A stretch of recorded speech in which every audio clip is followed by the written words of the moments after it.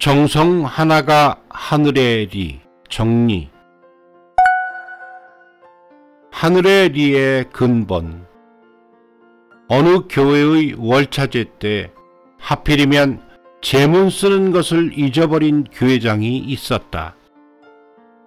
신자들도 모두 모였고 한창 제전 중이라 어떻게도 할 수 없었다. 무엇을 생각했는지 신님 앞에 절을 하더니 큰 소리로 정성 하나라고 외치고는 기원을 드렸다고 한다. 정성 하나라는 말은 평소 그 사람의 구제 한 줄기에 신앙심이 나타난 듯하여 굉장히 신선한 느낌을 받았다.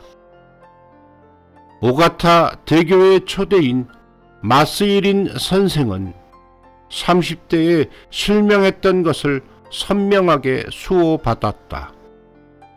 이후 교주님을 흠모하며 터전에 최선을 다해 노력한 발자취는 널리 전해져 오고 있다.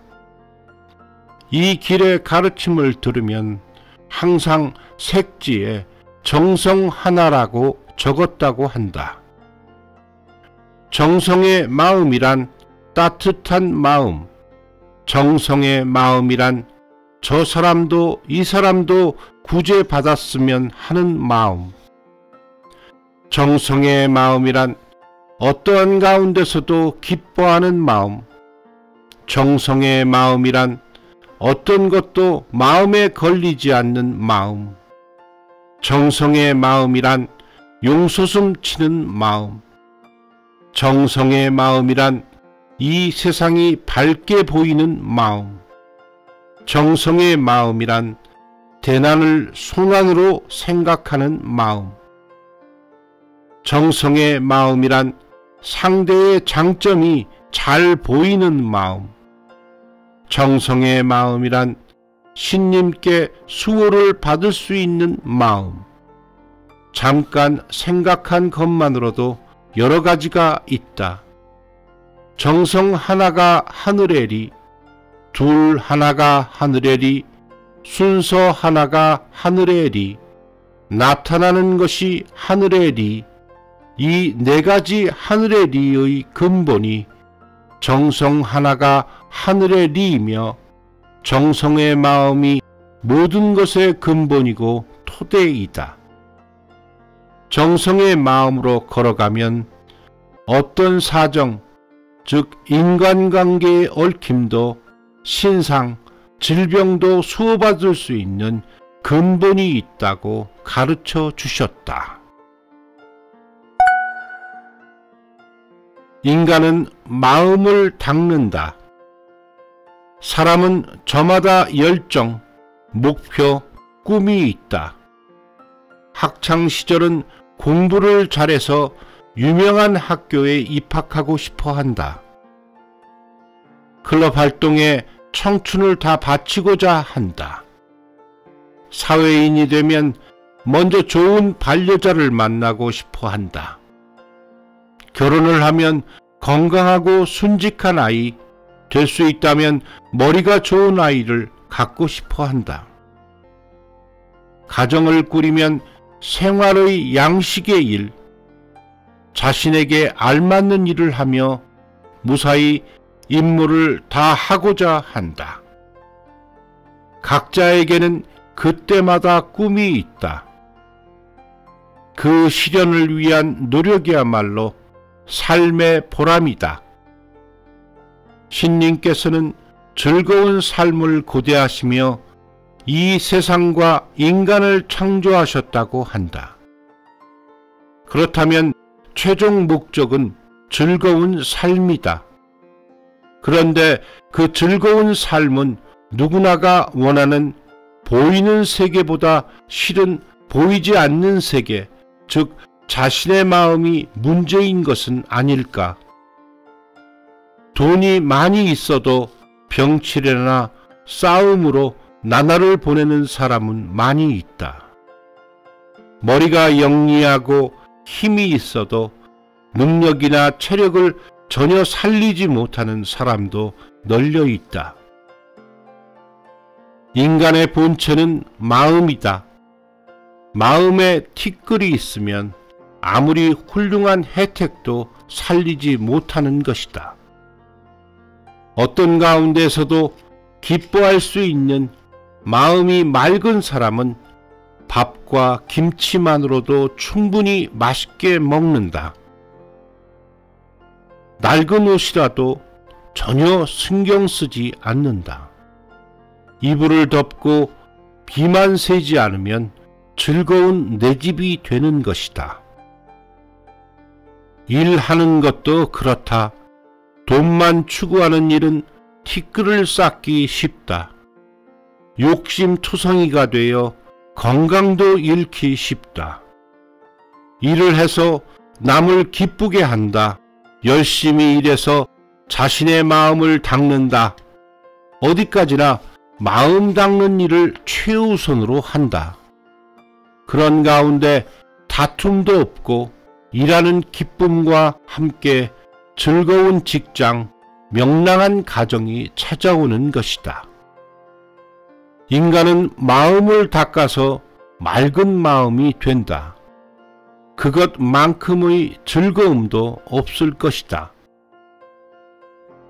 신님의 말씀을 몇 번이고 들어서 마음의 티끌을 턴다. 신님의 일을 하면 신님께서 마음의 티끌을 털어주신다. 그것은 이 길의 신앙의 근본이다. 그 마음을 닦는 길을 덕을 쌓는 길, 마음성인의 길이라고 가르쳐 주셨다. 자신의 마음속을 살펴보면 귀찮다고 생각하는 마음 등 여러 가지 티끌이 시종 맴돌고 있다. 맑은 마음은 꿈 같은 이야기다. 그러나 그만큼 보람있는 길은 없다. 마음을 맑히는 이 길을 한 걸음 한 걸음 걸어가고자 한다. 바보 같은 진실. 이 길의 진실이란 보편적인 진실이 아니다. 진실 앞에 바보가 붙지 않으면 안 된다 라고 생전에 아버지가 말씀하신 것이 떠오른다. 생전에 들었을 때는 그렇구나, 그런 것이구나 하는 정도였다. 그러나 교회장으로서 임하게 되었을 때 이것이 이 길의 핵심이라고 생각하게 되었다. 자신의 지혜나 힘으로는 아무래도 해결되지 않는 것이 있다. 교회의 일이나 상담은 대부분이 그렇다. 바보가 되어서 진실을 다하는 가운데 참으로 신기한 신님의 수호를 받을 수 있는 것이다. 교회장이 되고 2년차 때의 일이다. 좀처럼 염원하는 수양과생의 수호가 나지 않았다. 뭔가 마음 작정을 해야겠다는 생각에서 수호가 날 때까지 점심은 먹지 않기로 마음먹었다. 이후 1년 정도의 시간이 지났다. 잊을 수 없는 8월 5일의 일. 대교회 사택에서 대교회장님으로부터 어떻게 해서든 수양과생을 수호받을 수 있게 단단히 노력해달라는 격려의 말씀을 들었다. 그래서 돌아오는 중에 아내와 올해 안으로 수호받지 못할 경우에는 나나 당신 어느 쪽이든 수양과에 들어가도록 합시다 라고 의논을 했다. 올해 안이라는 것은 10, 11, 12월의 3개월간의 수양과 과정과 입학 원서 제출을 생각하면 9월 25일까지라는 이야기였다. 8월은 눈 깜짝할 사이에 지나고 9월 중순이 되었으나 아무런 성과가 없었다. 마음은 초조했지만 어쩔 도리가 없었다. 하루가 저물면 아내와 얼굴을 마주하고 한숨만 쉴 뿐이었다. 이윽고 9월 25일이 왔다. 마지막 희망을 품고 아침에 어느 신자댁을 방문했지만 전혀 소득이 없었다. 저녁에 돌아오려는데 이혼한 지 얼마 안 된 초면의 여성이 수양가에 가겠습니다 라고 해서 마지막 순간에 수양과생을 수호받았다. 수양과생 제1호는 이렇게 만들어졌다. 막다른 곳에서 신이 기다린다고 하지만 그 당시의 기쁨과 감격은 지금도 잊을 수가 없다. 그리고 뭐라 말할 수 없는 신님의 신기함을 마음속 깊이 느꼈다. 보편적인 진실은 열심히 노력했지만 인정받지 못하거나 바보 취급을 당하면 이제 그만두겠다라고 하게 된다. 그런 진실로서는 도저히 이 길을 걸어갈 수 없으며 신님도 알지 못한다. 그런 얕은 진실로는 안 된다는 것이다. 바보 같은 진실은 있는 힘껏 정성을 다했지만 오히려 바보 취급을 당하거나 결과가 나빠도 신경 쓰지 않는다. 그래도 진실을 다한다. 실로 바보 같은 진실이다. 그런 가운데 신님께서 수호하는 세계, 섭리하는 세계가 있고 감격과 구제도 있는 것이 아닐까.